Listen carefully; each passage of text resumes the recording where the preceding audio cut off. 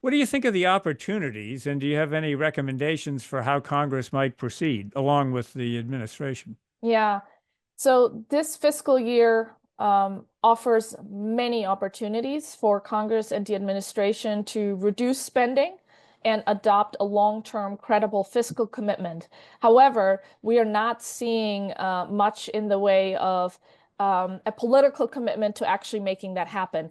Let's just have a quick look at what happened in December at the end of the year when Congress had to extend government funding and how that was done. And at that time, President, not even yet in office, President Trump asked Congress to get rid of the debt limit. And I think that sends a very clear signal where the president's priorities are. He does not want to be hamstrung in implementing his agenda, which will likely involve more spending to deliver on his goals to increase immigration enforcement significantly and enhance border security, all of which will cost money, as well as extending and, in many cases, expanding the tax cuts from 2017. If you look at current negotiations, what you will see is that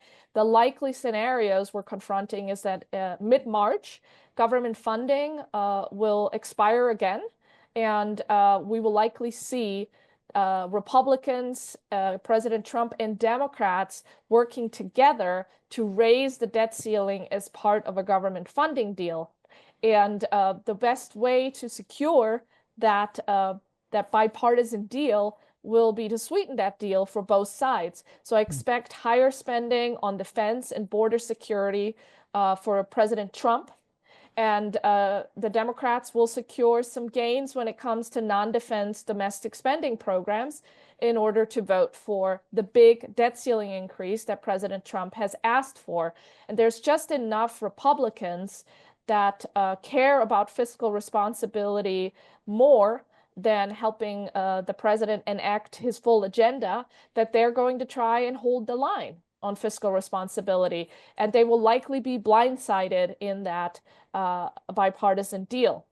And then following that, we are currently looking at the likelihood that the House Budget Committee will release a resolution to extend the Trump tax cuts using a so-called current policy baseline, which is basically a way of saying, you know, when we passed the initial tax cuts, we made a lot of provisions temporary because that would save money. It looked like it would save money. And then when it came time where those tax cuts were actually supposed to expire, we went, oh, you know, we really didn't mean it. We meant for those policies to really continue. We just didn't want to pay for them. So now let's just pretend that that's what we intended all along and just fold that in under deficits and debt and not worry about it. And that's sort of where we're heading with that right now. There has been a plan circulating in Congress for about 5 trillion of a combination of spending reductions and new revenues in order to pay for the extension and likely expansion of the 2017 tax cuts. But there's also been opposition.